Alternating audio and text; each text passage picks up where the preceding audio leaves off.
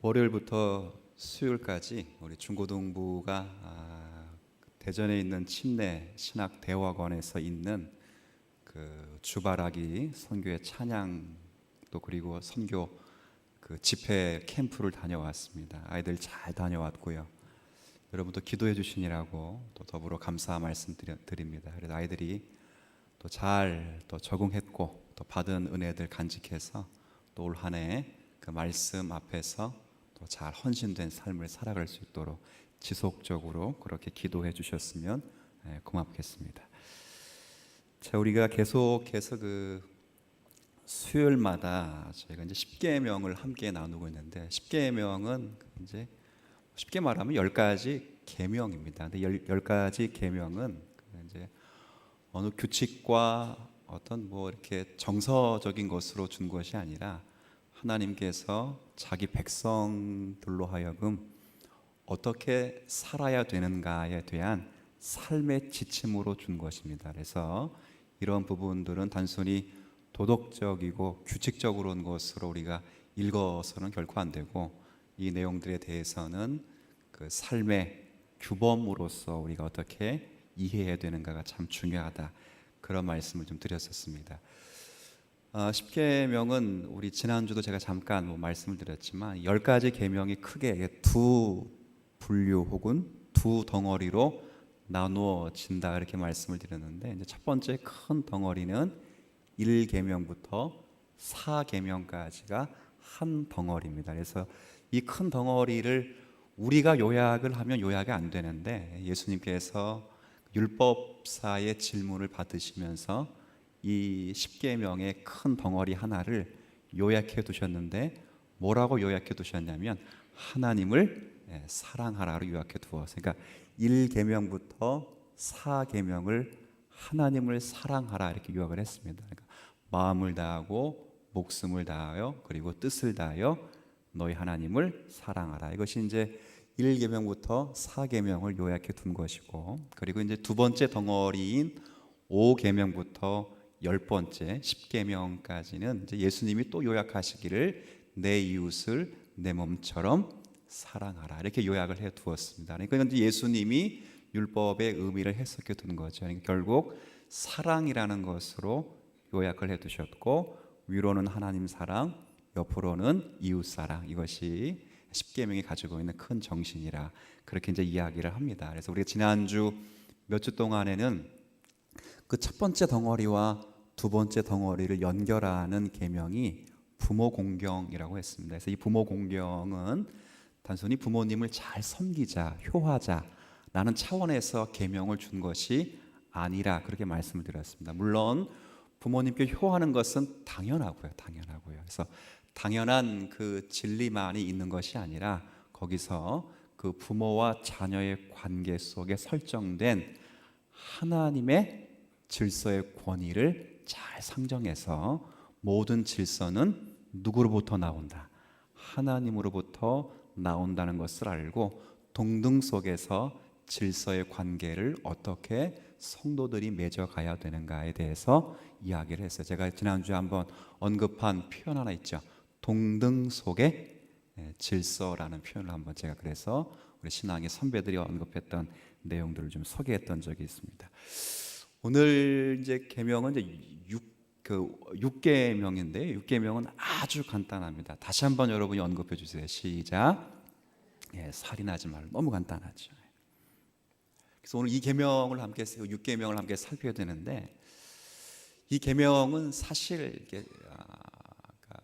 기독교 세계관에서는 상당히 화두가 되는 계명입니다. 그래서 제가 그 기독교 세계관 이야기를 여러분 지금 이 시간에 설교로는 할 수 없고, 제가 한번 뭐 소그룹 모임이라든가 이거 다 강의가 끝나면 또 이제 성경 이야기로 이제 제가 또 이야기를 할 수 있는 기회가 되면 소그룹으로 이야기해야 되는데, 왜 좀 민감한 이야기냐면 이 살인하지 말라는 말에 이 계명에 자살의 문제를 다뤄야 되고, 지금 안락사의 문제를 다뤄야 되며 낙태의 문제를 다뤄야 됩니다. 이게 다 살인하지 말라 해서 다루어야 될 세계관적 사고인데, 이건 설교를 하기가 어렵습니다. 이건 이제 여러분의 답과 저의 답이 함께 어우러져 가서 이 결론으로 유추해야 되기 때문에 제가 일방적인 강의로서는 사실 이 시간 안에 이걸 풀어내기도 어렵고 여러분들이 더 의구심을 갖기 때문에 이 부분에 대해서는 제가 이제 뭐 소그룹 모임에서 강의를 한다거나 그럴 때 성경 공부를 통해서 소상하게 좀 말씀을 좀 드리려고 합니다. 그러니까 좀 쉽진 않아요. 예를 들어 낙태. 기독교인들은 해야 돼요, 말아야 돼요? 근데 여러분들, 그런데 만약에 저희 가정에 딸이 이제 요즘 이제 기독교 윤리에서 한참 나오는 것들인데 딸이 강간을 당했어요. 애가 딱 생겼어요. 자, 그러면 어떻게 해야 돼요? 쉽지 않은 문제입니다. 설교로서 제가 대신할 수 있는 문제가 아니기 때문에 조금 더 깊이 기독교적 세계관을 가지고 잘 접근을 해야 될 문제이기 때문에 좀 어렵습니다. 이 부분은 제가 추후에 제가 만약에 혹시나 십계명을 다시 12조 과정으로 여러분들과 함께 만날 수 있는 기회가 있으면 소그룹으로 그렇게 하도록 하고, 오늘은 이제 대략적인 것을 한번 살필 거예요. 대략적인 것이란 뭐냐면 살인하지 말라의 문자적 의미를 먼저 확인해서 왜 하나님이 살인하지 말라고 말씀하셨는지를 한번 먼저 이해하고, 두 번째는 이 살인하지 말라를 해석하신 예수님께서 해석하신 것이 있습니다. 그래서 그 해석을 존중히 여기는 차원에서 살인하지 말라의 소극적 의미, 세 번째는 적극적 의미가 무엇인지 세 가지 흐름으로 좀 이야기를 할 겁니다. 아마 제가 뭐 이렇게 이야기하면 아마 저를 통해서 한 번씩은, 아니면 웨스트민스터 소요리 문답을 한 번씩 들어보신 분들은 아마 그래, 그랬던 거 들어봤던 기억이 있을 것이다 라고 여러분이 그렇게 생각할 수도 있을 것 같아요. 자, 일단 이제 왜 살인하지 말라라고 말하냐면 이제 생명을 존중히 여겨야 되기 때문에 그렇습니다. 생명. 근데 이게 생명을 왜 존중히 여겨야 되냐면 이 모든 생명은 하나님이 주시기 때문에 그렇습니다. 여러분, 가끔 이제 부모님이 자녀들 앞에 두고 이런 얘기하는 경우가 있어요. 야, 너가 태어난 건 실수다. 이런 얘기. 근데 그런 이유를 이야기하는 건 이제 물론 진담을 하는 말씀은 아니시고, 어떤 이유냐면 원래는 가족 계획에 너까지는 없었는데 이제 뜻하지 않게 이제 허락을 받아서 너를 태어나게 한 건, 너를 가진 것은 부모님의 실수다, 이렇게 이야기하는 경우도 있고, 두 번째는 그 자녀가 부모의 눈에 마음에 들지 않을 경우, 그럴 경우 있죠. 애가 참 말썽꾸러기고 부모의 속을 많이 썩히는 자녀라면 내가 너를 갖고 널 낳은 걸 내가 진짜 후회한다, 이렇게 이제 이해 시킬 수도 있는 그런 푸념이라고 말할 수도 있겠죠. 그런데 이제 우리가 생각해야 될 것은, 그렇게 말하는 것은 농담이라는 것은 제가 알겠습니다만은 하나님은 실수하지를 않으신다는 것입니다. 왜냐하면 하나님은 머리카락 하나라도 다 헤아리시는 분들입니다. 그러니까 여러분, 우리가 얼마나 무지한지를 딱 하나만 보면 돼요. 뭘로 보면 되냐면 여러분의 머리카락 개수를 못 센다는 겁니다. 그러면 남의 머리카락은 셀 수 있을 것 같아요? 그것도 못 셉니다. 근데 하나님은 여러분의 머리카락 개수를 세실 뿐더러 더 깊은 차원에서는 그 머리카락 하나가 떨어지는 것도 누구의 사인이 나야 돼요? 하나님의 사인이 나야 됩니다.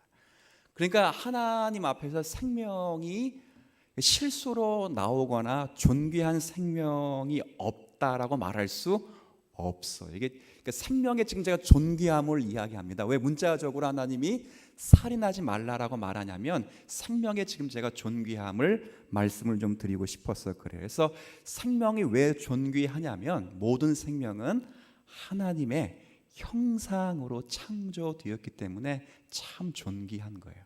이게 성경이 우리에게 가르치는 내용입니다. 그래서 하나님의 형상으로 창조된 모든 사람들은 우리가 보기에는 미련한 사람처럼 보이고, 우리가 보기에는 참 비천한 사람처럼 보이고, 실제적으로 육체적 장애가 참 커서 조금 이렇게 사람 같지 않아 보인다라고 생각되는 그런 사람이 있을지라도 사람으로 태어난 것 자체는 존귀한 거예요. 왜 존귀하냐면 제가 조금 전에 말씀드린 것처럼 하나님의 형상으로 창조되었기 때문에 존귀한 것입니다. 그렇죠. 이 하나님의 형상은 육체적인 것에도 하나님의 형상의 그 모습이 그대로 묻어 있어요. 어떤 거냐면 모든 게 코로 호흡하는 것 가운데 뭐 동물이든 모든 사람이든 간에 것 가운데 유독 두 발로 직립보행을 하면서 머리를 하늘로 들고 하늘을 우러러볼 수 있는 존재는 지구상에 뭐밖에 없지요? 사람밖에 없습니다. 이건 하나님의 은총의 큰 결과. 그래서 인간의 육체 또한 하나님이 육체를 갖고 계신 분은 아니시지만 육체의 형상 구조조차도 하나님의 형상을 대변한 어떤 결과라는 것을 우리 신앙의 선배들은 다 그렇게 인정을 합니다.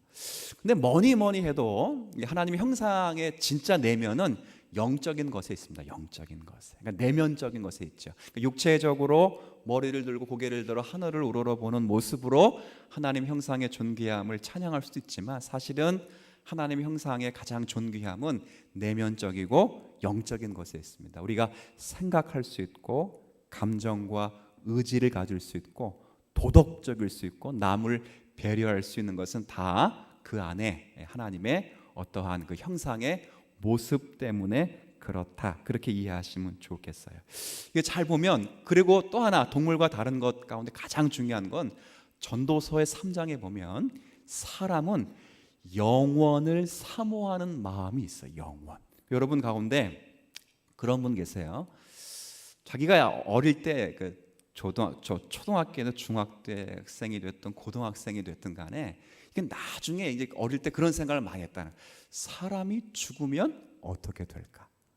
혹시 여러분 예수 안 믿었을 때 이런 생각하신 분들이 곳곳, 저도 이제 초등학교 때 그런 생각 많이 했습니다. 예수를 그때 뭐 잘 믿진 않았지만 건성건성 교회를 다녔지만 무슨 생각했냐면 사람이 죽으면 어떻게 될까? 그 생각. 그러니까 그런 생각을 하도록 부름받은 존재가 누구냐면 사람이. 동물은 그런 생각 안 해요. 우리가 죽으면 어디 갈까? 죽으면 어떻게 될까? 이런 생각은 동물은 하지 않습니다. 사람만이 그런 생각을 할 수 있다는 것은 그건 바로 영혼의 한 기능이기 때문에 하나님의 형상으로 창조된 증거의 한 결과이기 때문에 그렇습니다. 물론 동물들이 가끔 보면 숫자를 계산하는 그런 이제 동물들도 있어요. 제가 예전에 TV 한번 보니까 주인이 1 더하기 1은 뭐야? 그러면 이제 그 개가 2잖아, 2. 그럼 2라는 숫자를 가져와요. 그리고 이제 2 더하기 3은 뭐야? 그럼 뭐죠? 5라는 숫자를 가져와요. 그러니까 이런 이제 인지 능력이 있는 개가 있어요. 물론 거꾸로 그럼 3 빼기 2는 뭐야? 그럼 못 가져오죠. 그냥 이제 다 외운 공식이에요. 외운 공식. 그리고 원숭이는 심지어는 도구를 쓸 수 있는 이제 그런 인지 능력이 있는 것은 분명합니다. 뭐 주인의 생명을 지켜줄 수도 있지만 그렇다고 해서 동물들이 도덕적이거나 영원을 사모하거나 사후세계에 대해서 궁금해하는 동물들은 아무것도 없지요. 왜? 그런 것들에게는 뭐가 없기 때문에? 하나님의 형상이 없기 때문에. 그러니까 지금 제가 말씀드린 논리를 잘 생각하세요. 제가 일단은 먼저 왜 하나님이 살인하지 말라라고 말씀하냐면 생명이 존귀하기 때문인데, 왜 생명이 존귀하냐? 우리도 피를 흘리고 뭐 강아지도 피를 흘리고 염소도 피를 흘리는데 왜 피를 흘리는 동물들이 다 존귀하지 왜 특별히 사람이 존귀하냐? 그럴 때 사람에게는 하나님의 뭐가 있기 때문에? 형상이 있기 때문에. 그래서 형상이 있다는 것 자체만으로, 사람으로 태어난 것 자체만으로 존귀한 거예요. 제가 지난주일 설교 때 말씀드렸죠. 그렇죠. 뭐 다른 건 다 기억 못하도 이건 기억하시더라고요. 무슨 질 하지 말자고요. 갑질하지 말고. 왜 갑질하지 말아야 되냐면 지금 제 택배물을 받고 계신 분들도 지위상, 예를 들어 이제 아파트, 여러분 고급 아파트에 살면 고급 아파트를 경비하는 경비분들이 그 아파트 분들의 뭘 받아놓고 계시냐면 택배를 받고 계세요. 그렇죠? 근데 그 택배를 받고 계시기 때문에 마치 좋은 아파트 사신 분들은 그 경비원보다 자기가 더 높은 사람이라 착각을 한다 그 말이에요. 그렇지 않다는 거예요. 그 택배를 받고 있는 그 분도 하나님의 형상으로 창조되었고 그 물건을 시킨 사람도 하나님의 형상으로 창조되기 때문에 신분의 차이라고는 결국 있을 수가 없다는 것이 지난 설교를 통해 제가 이야기를 하면서 그렇게 이야기를 했어요. 그러면서 우리가 생각해 주셔야 될 것이 서로를 존중히 여기면서 우리가 하나님의 형상에 대한 존중을 갖기를 이 살인하지 말라는 명령으로 주님이 우리에게 원함을 갖고 계시다는 것을 먼저 여러분에게 좀 소개시켜 드리고 싶어서 그래요. 자, 20장 말씀을 읽었지만 21장 말씀 한번 좀 건너 읽어 볼게요. 21장에 보면 그렇게 되어 있습니다. 21장에 보면 한 장만 더 지나가 보세요. 자, 21장 제가 12절부터 14절까지 좀 읽어 드릴게요. 사람을 쳐 죽인 자는 반드시 죽일 것이나 만일 사람이 고의적으로 한 것이 아니라 나 하나님이 사람을 그의 손에 넘긴 것이라면, 이게 이제 번역에 이게 좀 어려움이 좀 있는데 사실 이 표현은 직설적으로 말하면 실수로 사람을 죽였다면 이런 뜻이에요. 그러니까 실수로 사람을 죽였다면 내가 그를 위하여 한 곳을 정하리니 그 사람이 그리로 도망갈 것이며 사람이 그의 이웃을 고의로 죽였으면 너는 그를 내 재단에서라도 잡아내려 죽일지니라. 이 말은 뭐예요? 그러니까 살인한 자가 있으면 반드시 뭐 하라고 얘기하는 거죠? 죽이라. 죽이라. 그렇죠. 그러니까 왜 죽이는가? 그럴 때 생명은 누구의 것이기 때문에 그러냐 할 때 하나님이 내신 생명이기 때문에. 그러니까 생명을 내시는 분과 걷어가시는 분은 오직 누구시라? 하나님이시기 때문에 생명을 내는 일과 걷어가는 일에 인간이 개입해서는 안 된다는 거예요. 그렇죠. 그래서 유대인들이 잘 보면 안식일에는 아무것도 안 해. 근데 아무것도 안 해도 어쩔 수 없이 해야 되는 일이 있어요. 그게 뭐예요? 아기 임신하신 엄마가 만약에 안식일날 아기가 나오면 그거 어떻게 해야 돼요? 오늘은 안식일이니까 내일 나와라 이렇게 말할 수가 없죠. 안식일일지라도 아기가 나오면 아기를 낳아야 돼요. 왜요? 그러면서 자연스럽게 깨달아요. 뭘 깨달았냐면 생명과 관계된 것은 오직 누구만 주관하신다? 하나님만. 배우도록 한 거예요. 배우도록. 그러니까 불가항력이에요. 불가항력. 마찬가지 사람을 죽이는 것도 하나님이 하시는 일이지 사람이 스스로 할 수 있는 문제가 아니다는 거예요. 하나님의 형상으로 창조시키는 일도 하나님이 하시는 것이고 하나님의 형상으로 창조된 자의 생명을 거두시는 것도 누가 하시는 일이야? 하나님이 하시는 일이시기 때문에 그 생명을 내는 일과 생명을 걷어가는 그 일에 사람이 인위적으로 생명을 끊어낼 수 없다는 것을 성경이 우리에게 가르쳐주고 있어요. 그러니까 물론 고의적인 아닌 일, 나중에 이제 쭉 신명기 읽다 보면 그런 거 나오잖아요. 도끼질 하다가 도끼 자루에서 도끼 날이 빠져서 상대방을 쳐서 상대방이 죽었으면 그건 일부러 죽인 게 아니죠. 그걸 뭐 과실치사라고 할까요? 그런 경우에는 좀 이런 이제 고의가 아니기 때문에 면책 어떤 이유가 되겠지만 그렇지 않은 이유에서는 반드시 죽이라. 그래서 생명의 존귀함을 그렇게 알도록 성경이 우리에게 말씀해 주고 있어요. 그래서 하나님은 모든 악한 자를 경고하시기 위해서 형벌을 분명하게 하라고 하십니다. 물론 여긴 죽이는 이야기가 나왔지만 단순히 죽이는 이야기만 계속 이야기하는 것이 아니라 때리는 이야기, 그리고 막 가두는 이야기, 해야 하는 모든 일들을 통틀어서 하나님이 얼마나 사람을 존중히 여겨야 되는가에 대한 문자적 이해를 주고 있다 그 말이에요. 그래서 지금 제가 말씀하고 싶은 이야기는 바로 일단 문자적으로 하나님이 살인하지 말라라고 하는 것은 그 생명은 누구의 것이기 때문에 하나님의 것이고 그 생명의 가치가 존중히 여기는 것은 그가 하나님의 사람으로 창조됐을 때 하나님의 형상으로 창조된 자들이기 때문에 우리가 사람을 결코 죽여서는 안 된다는 거예요. 이제 일단 1차적으로 보면 제가 알기로는 여기 가운데 계신 분들은 사람 죽여보신 분은 없는 것으로 제가 알고 있습니다. 저도 아직까지는 못 죽여봤는데요. 근데 그럼 이제 1차적으로는 우리가 지금 첫 번째 다룬 문제에 대해서는 어느 누구도 여기서 저촉된 분이 한 분도 없어요. 그러니까 유대인들은, 바리새인들은 그래서 나는 살인하지 않았다고 생각을 하게 될 때 예수님이 이 법을 소극적 의미와 적극적 의미로 해석을 해 주었습니다. 그 내용을 이제 두 번째 한번 확인해 볼 때는 마태복음 5장을 통해서 한번 좀 잠깐 생각을 좀 해볼게요. 마태복음 5장을 한번 가보죠.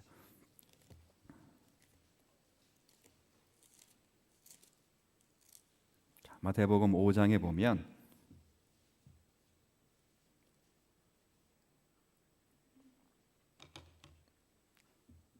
마태복음 5장 21절 22절 한번 같이 한번 21절은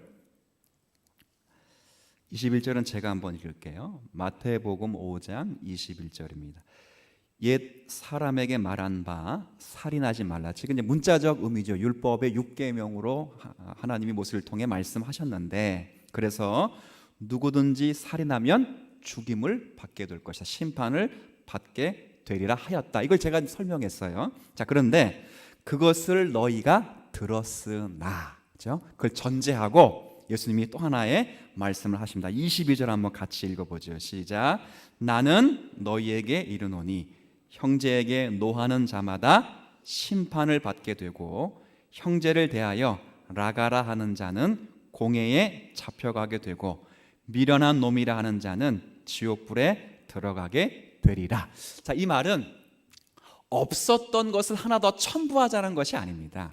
원래 제가 조금 전에 말씀드렸던 문자적 의미에 예수님이 이 해석이 원래는 같이 포함되어 있었던 것인데, 유대인과 바리새인들이 그 의미는 깨닫지 못하고 사람을 문자적으로 죽이지 않은 것으로 인해서 살인하지 않았다고 착각을 하게 될 때, 너희들이 문자적으로 사람을 죽이지 않은 것으로만 인해서 율법을 지켰다 말하지 말아라. 바꿔 말하면 뭐라고 말하는 거냐면, 너희들이 사람을 미워하면 사실은 뭐한 것과 똑같다고 하는 거죠. 살인한 것과 똑같다고 하는 거예요. 여기에 나와 있는 말 가운데 22절에 보면 노한다는 말은 말 그대로 뭐 하는 거예요? 화를 내는 거예요. 화. 그렇죠? 라가라고 표현된 것, 미련한 놈이라고 말하는 것, 이건 사실 언어적 폭력이지만 사실은 미움을 대표하는 언어적 표현입니다. 그러니까 요한일서에 조금 이따 한번 읽어보겠지만, 요한일서의 말씀에 의하면 사람을 미워하는 자는 이미 살인한, 형제를 미워하는 자는 이미 사람을 살인한 것이다. 이렇게 이제 생각을, 이제 말씀을 사도 요한이 전개하고 있습니다. 그러니까 결국 뭘 얘기하냐면, 예수님 말씀하신 내용은 너희들이 사람을 죽이지 않았다고 해서 살인하지 않았다고 착각하지 말고, 사람을 미워한 것이라면 언제나 우리는 살인죄를 지고 있는 것이라. 조금 더 품고요. 조금 더 예수님이 적용을 좀 깊게 하고 있어요. 그러니까 원한을 품지 말라. 그래서 나중에 구약 이렇게 쭉 읽어보시면 해가 지기까지 마음의 원한을 품고 있지 말라. 그리고 여기 우리가 읽진 않았지만 23절부터 26절에 보면 예물을 드리다가도 갑자기 형제와 다투거나 원한 생긴 것이 딱 생각나면 예물 드리는 게 중요한 게 아니라 그 사람과 뭐하고 오라고요? 다 풀고 와서 예배 드리라. 그렇죠? 예배는 거룩하게 드리는데 미워하는 감정이 있는 상태에서 예배를 드리면 그 예배가 될 수 있겠느냐, 그 말이죠. 그러니까 그걸 풀고 하나님께 예배를 드려야 그 예배가 하나님께 합당한 예배라, 이렇게 예수님의 이야기를 하는, 그러니까 분을 품지 말라고 합니다. 왜 그러냐면 이 분을 계속 품다 보면 결국 사람을 죽일 수밖에 없죠. 그러니까 예를 들어 가인 같은 경우가 여기에 아마 잘 설명할 수 있는 예 같아요. 가인과 아벨이 아담이 낳은 자녀들 아니에요. 가인과 아벨이 이제 소산을 가지고 하나님께 예물과 제사를 드렸는데 하나님이 그 아벨의 제사를 받아주었어요. 왜 아벨의 제사를 받아주었는가? 그럴 때는 히브리서 말씀에 의하면 믿음으로 아벨이 제사를 드렸기 때문에 아벨의 제사를 하나님이 받아주었어요. 그런데 아벨의 제사를 받으시고 자기 자신의 제사를 받지 않은 그 가인이 뿔이 난 것입니다. 뿔이 나서 왜 내 제사는 받지 않고 아벨의 제사를 받을까 생각하다가 무슨 생각이 들냐면, 저 아벨만 없어지면 이제 누구 제사를 받을까? 자기 제사를 받을 것이다. 그 생각을 하는 거죠. 아벨만 없어지면 되겠다라는 생각을 했어요. 근데 이 생각을 딱 하자마자 하나님이 뭐라 말씀하시냐면 경고를 줍니다. 그죠? 죄가 내 문 앞에 누워 있지만 너는 죄를 다스리라. 그러니까 그 마음을 품지 말라, 원한을 품지 말라고 경고를 딱 해요. 근데 이제 가인이 안 듣지요. 안 듣다가 아벨이 오는 것을 보고 돌로 아벨을 쳐 죽였습니다. 그렇죠? 그러니까 계속 원한을 품고 있다가 결국 그 원한이 문자적인 살인으로 이어지는 이제 그 과정을 지금 제가 설명해 드려요. 그러니까 미움이라고 하는 것이 계속, 물론 지금 뭐 살인이 미움의 감정으로만 번지는 건 아니에요. 요즘 그런 살인 있죠. 묻지 마. 그건 이제 약간 정서적 이상의 어떤 살인의 방식이지만 대부분은 이 살인이라고 하는 것은 미움의 감정이 계속 확대되면 결국 살인까지 번지게 되는 것입니다. 그래서 그것을 하나님은 미연에 방지하게 하실 뿐 아니라 지금 그런 것들에 대해서 하나님이 조심하도록 하는 거예요. 그래서 두 번째는 결국 사람을 미워하지 말라는 의미가 여기에 딱 있어요. 이 정도까지 되면 뭐가 문제냐면 여러분들 가운데 이런 분이 있을 수 있습니다.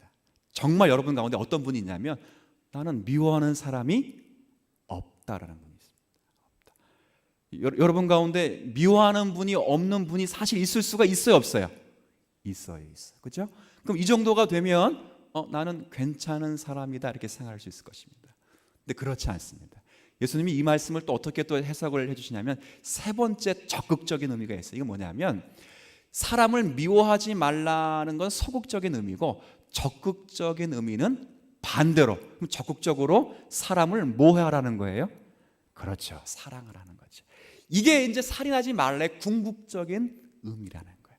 그러니까 처음에는 살인하지 말라라고 하는 것은 하나님의 형상으로 창조된 자들을 죽이지 말아서 하나님의 형상이 얼마나 존귀한가를 우리가 깨닫도록 하는 차원이고, 실제적으로 살인하지 말라고 그 생명이 하나님의 권한이라는 것을 깨닫게 하시는 섭리였어요.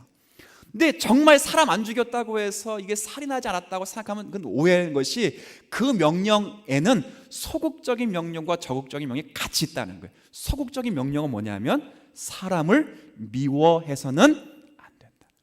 근데 이렇게 얘기하니까 사람들 가운데 나는 미워하지 않았어요 라는 이제 사람들이 생겨나게 될 때, 주님은 이제 말씀을 통해서 그 반대로 오히려 사랑하지 않는 것이 살인죄에 해당되는 것으로 이야기를 하는 것입니다. 그래서 이것을 밝히 마태복음을 읽지 않고 요한일서로 한번 제가 좀 읽어드릴게요. 한번 보세요. 요한일서로 한번 가보시죠. 자, 요한일서. 자, 한번 제가 3장 말씀을 좀 읽어드릴게요. 요한일서 3장입니다. 제가 가진 신약 성경은 390쪽인데요.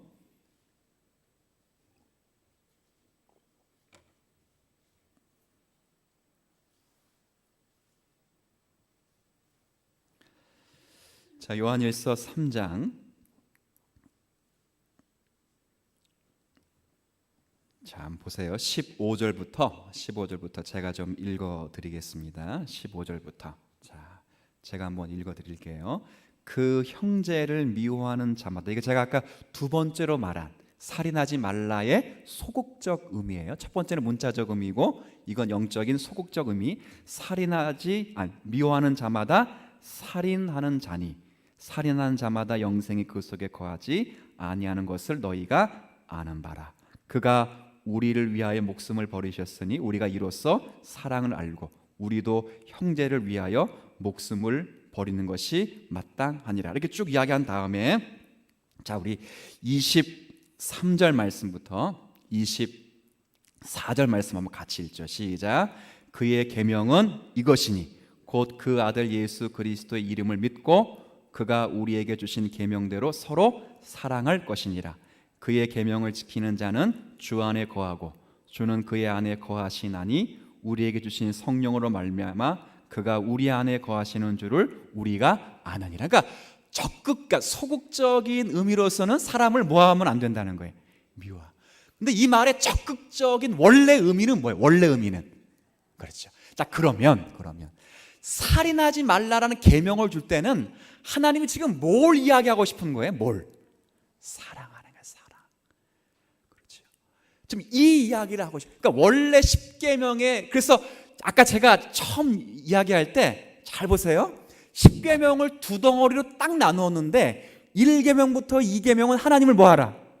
그렇죠. 5계명부터 10계명은 내 이웃을 어떻게?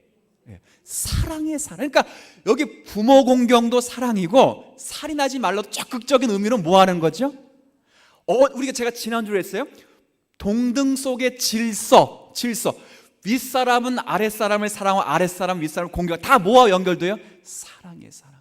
그러니까 이거 대단한 법이라는 말이에요 지금. 그러니까 살인하지 말라는 문자적 의미를 이야기하고 싶은 것이 아니라 하나님이 소극적 의미를 거쳐 어디까지 가기를 원하시냐면 적극적인 의미로 가기를 원하셔요. 그러니까 이 적극적인 의미로 가기까지에는 어느 누구도 저를 포함해서 여러분 모든 가운데 나는 어느 정도 됩니다라고 말할 수 있는 분이 아무도 없어요. 없다고.